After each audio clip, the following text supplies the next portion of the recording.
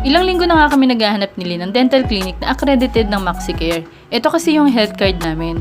At gusto sana namin gamitin para masulit naman namin yung mga benefits nito. Hanap ako ng hanap sa malayo guys. Kalapit bahay lang pala namin yung clinic na hinahanap ko. At dito nga yan sa number 38 Central Avenue, Culiat, Quezon City. Ang pangalan ng clinic na ito ay RM Valdez Dental Clinic. Kaapelido pa siya ng asawa ko guys, pero tinanong ko naman at hindi naman sila magkaano-ano. Pagkababa nga ng motor ay nag-doorbell na kami at pinagbuksan kami ng assistant nila. Tinanong ko na agad kung accredited sila ng MaxiCare para kung hindi ay hindi na kami papasok sa loob. Tinakpan ko pa kunwari yung camera ko guys kasi para hindi halatang nagbi-video. Pagtingin ko naman naka-on pala yung flash niya.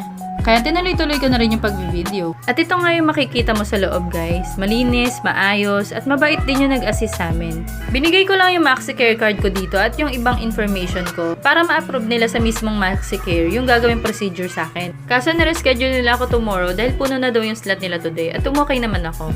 Pero dahil nga may duty ako mamayang gabi, baka cleaning na lang yung may pagawa ko at consultation na lang para sa ipapabunot ko. At after nga nun ay umalis na nga kami at pumunta na lang kami ng Wilcon para puntahan naman yung isang clinic na pagpapacheck-upan ko. Pero bago yon, kumain muna kami ng shawarma kasi nagkikrave na talaga ako dito ilang araw na. Hanggang dito na lang guys, update ko na lang ulit kayo tomorrow. Bye!